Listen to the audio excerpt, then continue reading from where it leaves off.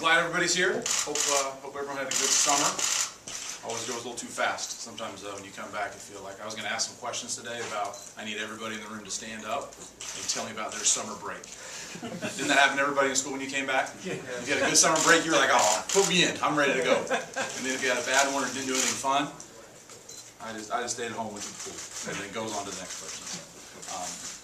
Summer was good for us. Summer was good for us, as we completed spring and came into the summer, it gave the defensive staff a lot of time to kind of collectively get together and really start discussing once we found out what our personnel is and the identity of the team, to really start putting a lot of emphasis on what we're going to be.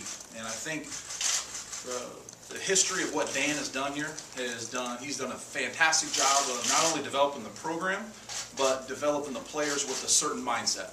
And that's something that, as a defensive staff, we're going to continue to put a huge emphasis on, is playing with relentless effort, playing with enthusiasm, playing with toughness.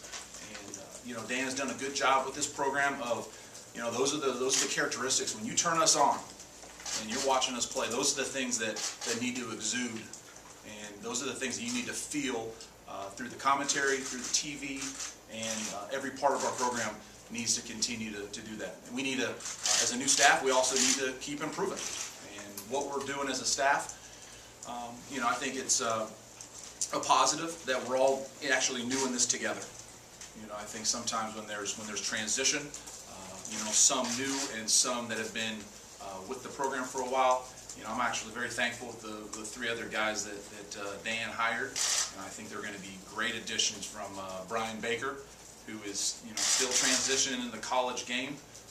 The great thing is he's got an immense amount of football knowledge, and really that's the end of the day, is you can hire and bring in guys that have great football knowledge, that relate well with kids. They're going to be great fits, regardless of the experience level in college football or not.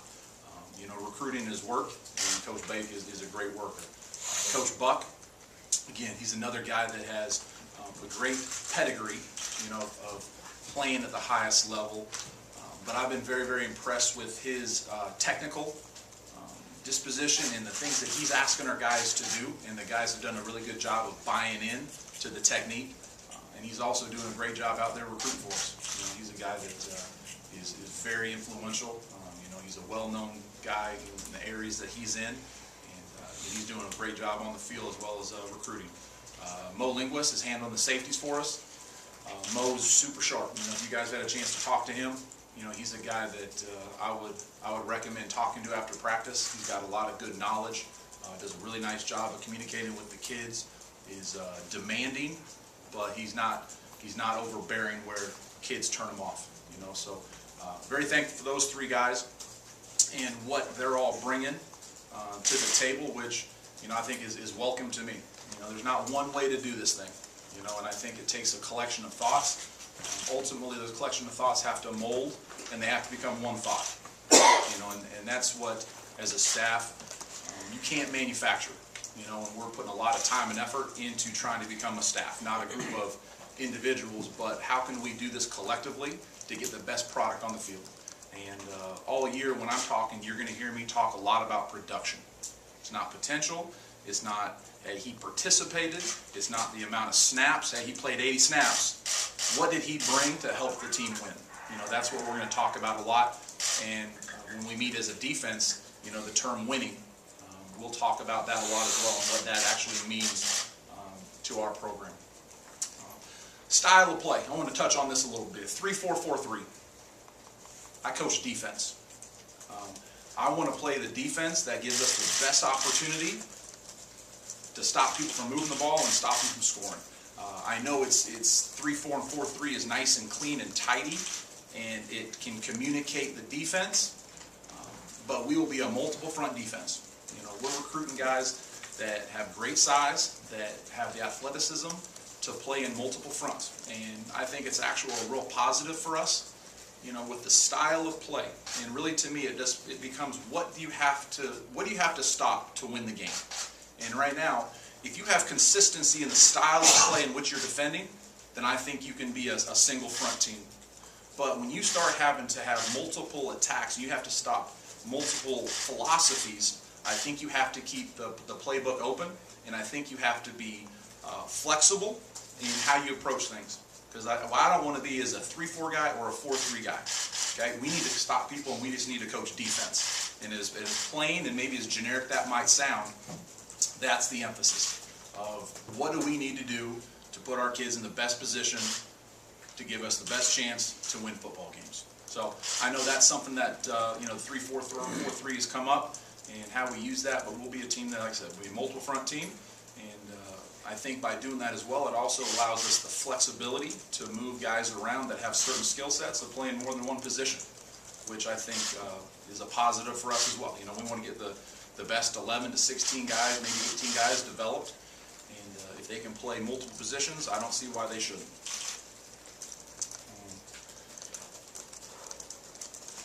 I'm going to start in kind of the position discussion. First off the defensive line.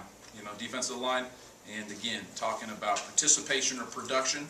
And I'm also going to stay away from old guys or new guys. It's either experience or inexperience. You can be an older person in the program, but if you haven't played a lot, the age isn't a huge prerequisite to me. It's really about the experience and you demonstrating that you've gone out there and you've participated and competed and gave us an opportunity to win. So some of these guys have experience, but they're not old, and some of the guys that are old don't have a lot of experience.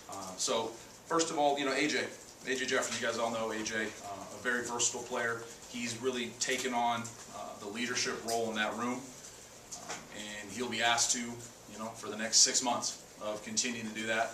And there's certain guys in each room that we've asked, they might have to be a little uncomfortable, in terms of we're not we're not asking them to be great leaders. I'm asking them to impact others in their room, okay?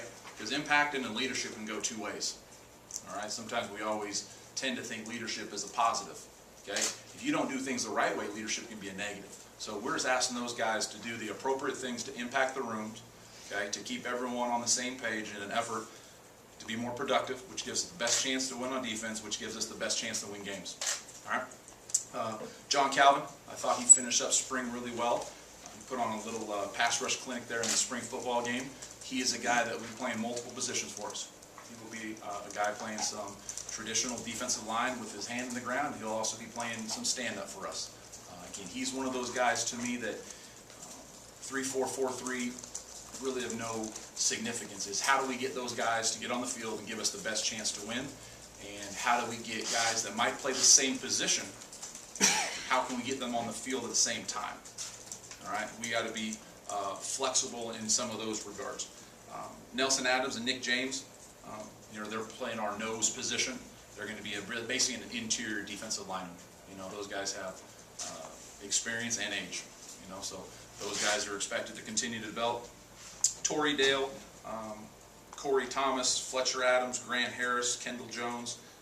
Some of those guys would be just playing the defensive line, guys that we are needing to develop, guys that have all flashed in the spring, but we need to keep developing them. And now, since we have put the defense in and we had the 15 practices in the spring, now it's really the time of who are we going to see take the next step. You learn information, and then sometimes it takes longer for guys to actually apply it, and you see the development. So with the summer they put in the spring, I'm really looking for all these guys we're talking about. There should be significant progress on their production and their understanding what we're asking to do. Interior-wise, Braxton Hoyt is a guy that he missed some time in the spring, but he really flashed. He did some things of being extremely productive. He's athletic. He's got good size. So he's another young guy that I expect, just keep developing, and Coach Bake will do a great job with him. The new guys in that room are basically, Trey, which was a mid-year guy, Kobe, and Jeffrey. And we're getting all those guys. The thought process for us is we're getting every young player ready to play. And then from there, first day is full speed ahead. And then from there, we'll make decisions on who's prepared, who is taking the appropriate steps of developing, and, we get those scrimmage situations of who's really producing. And, we're not for playing people that aren't ready, but if guys can contribute and guys have the mental disposition, which I think is more than anything. The other schools I've been to, I don't think there is a there's a certain quality that the young kids have to have physically to play. I think it's more about how they handle their business off the field, their maturity level, and really their desire of how badly they want to prepare.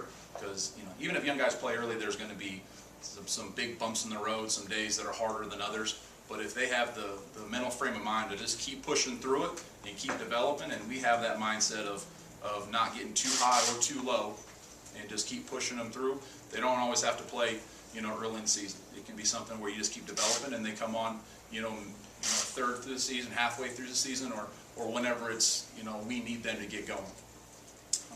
At the Viper position, which we're calling, is going to be a defensive end to a stand-up outside linebacker. So we'll refer to that as the Viper.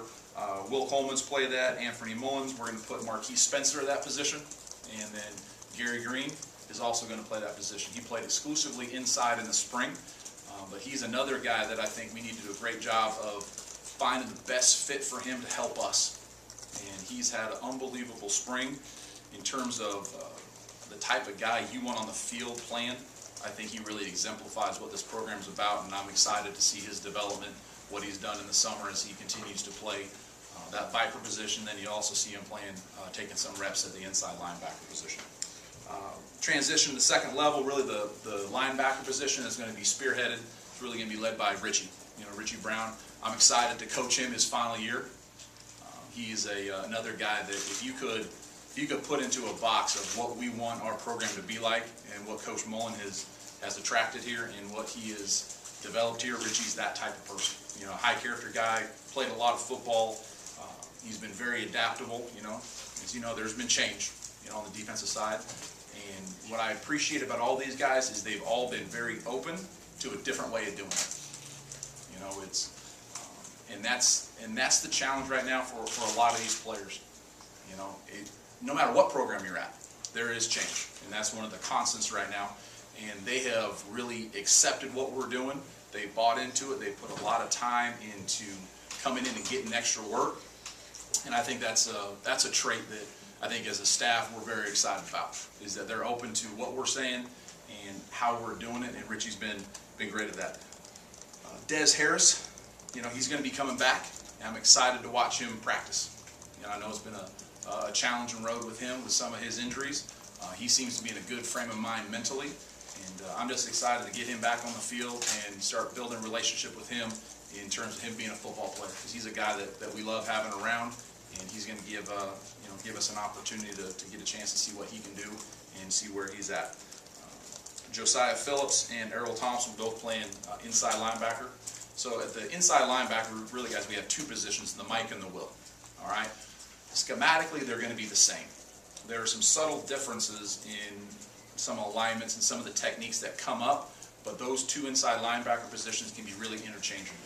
And as the play caller and as the linebacker coach, I find a lot of freedom in that, because the next best guy will go in instead of the first backup, if that makes sense. So you'll see multiple guys playing different positions, but an inside linebacker and what we're doing right now, there's a lot of carryover in terms of alignment and assignments. To touch on the other inside linebackers is going to be Leo and Tim. They were both playing the same position in the spring. That will continue. We want those guys. It's not a race of who's going to be the starter. I want both of those guys to get better consistently. They all, both of those showed flashes. But what we're looking for those inside linebackers, we need just greater consistency, and they're inexperienced. So it's not a physical skill set limitation. It's just we got to continue manufacturing experience for them and give them an opportunity of a separation if that happens, and if not, then those will be guys that will probably play equal time unless something changes. In Keelan Chairs, KC will be playing that inside linebacker position as well. The star, which is our field outside linebacker.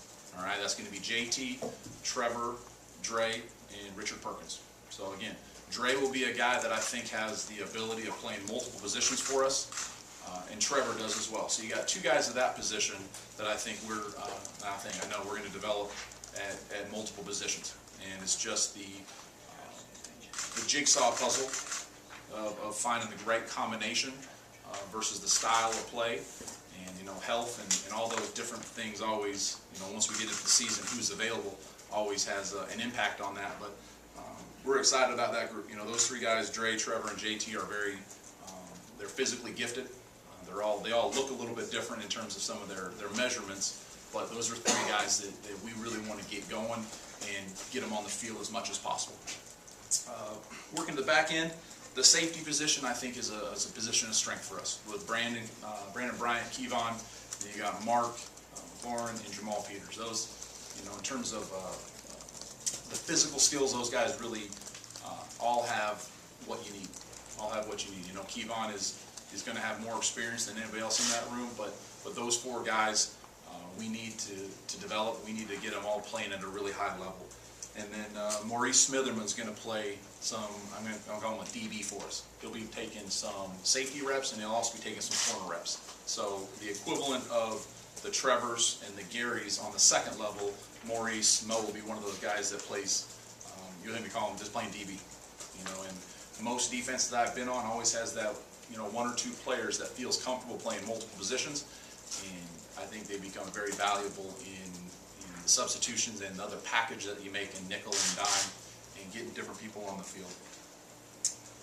Corner, again, I think we got some guys that have good experience and have guys that are going to be very productive. Talando and Said, I'm very excited about those two guys. Lashard Durr has a good knack for making plays. He was around the ball a lot in the spring. We got Jamal Graham, and then, you know, Chris Rayford,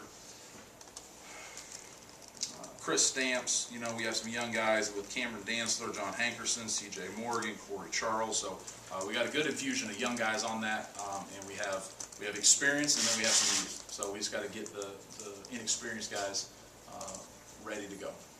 So that's just kind of the overall kind of where we're at in terms of, you know, philosophy 3-4, 4 down.